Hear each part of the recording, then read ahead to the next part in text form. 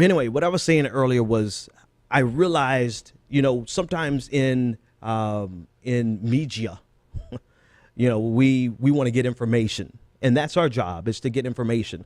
And so last night when I saw this happen, I realized I had a contact in East Baton Rouge Parish who could get information, as much information that was available. And so I just went right into that mode where I was like, man, let me call some people. Let me find. And I realized I did the same exact thing when Corey Jones, my friend who was shot down by police in Palm Beach Gardens, Florida, when he was killed. I didn't even take a minute to mourn it because I wanted to find out what happened. And I wanted to be able to represent the facts as much as I could. And I think there's a lot of people who do this on an everyday basis. And I'm saying this thing, I'm saying these things because it's important.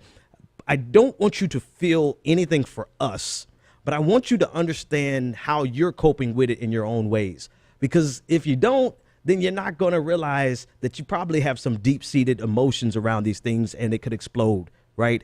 So, I guess it's just a counseling session, right? I'm just using me as an example. I'm understanding now, just talking to you, why it is that I never give myself time to process these things. And I'm sitting here wondering why everyone else is talking about the trauma. I'm like, and I'm not laughing at them, not dismissing them. I'm legitimately confused by why are people talking about the trauma. And I see this and didn't feel anything. And it's because some of us we handle it differently, and you have to process it the way you process it. Some of us go into let's get stuff done mode, right? Let's figure this out mode. Let's not get past it, but let's solve the problem. Let's find out who, what, when, where, how. Let's expose it. Let's make sure everybody knows it. That's how some people cope. And apparently I think that's how I cope. I'm just, grown man learning about myself on air. So forgive me. But I said all that to say that, if these videos trigger you, cut them off. Don't watch them. Don't let them play. Don't expose yourself to this over and over and over again, because America is going to give you an opportunity to see this over and over and over again, which leads to the next inevitable question is when will stuff like this stop happening? When will it, because it happens so much that we're no longer shocked. If you take America, the collective psyche of America, we're not shocked by this. Some people are hurt and grieving and mourning, and they feel the emotional shock and duress. But then so many other Americans are like, this is just another day in America. And the average feeling is we're not shocked. We stopped being shocked after Rodney King, 92, I believe, right?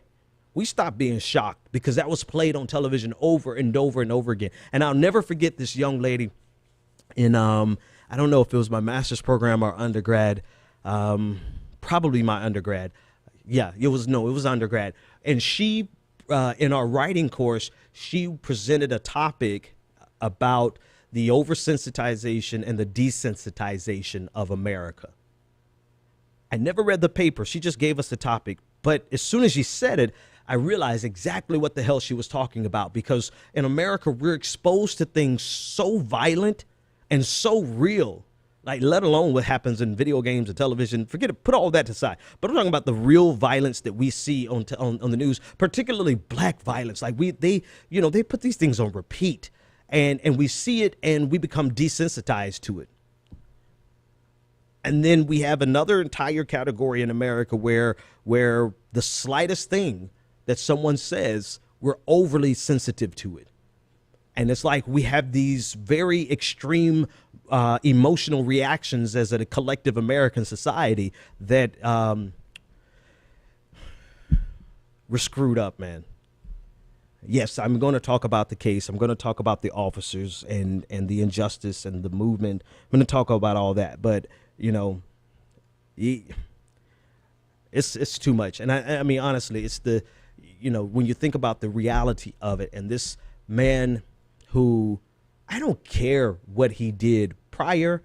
I don't care what, this is a situation where this man posed no threat to two grown officers who had tasers and had their entire body weight on top of this man. He posed no threat to them. and yet and still he's dead. All right, we're going to talk about everything that's underlying it, because there's so much surrounding this particular case.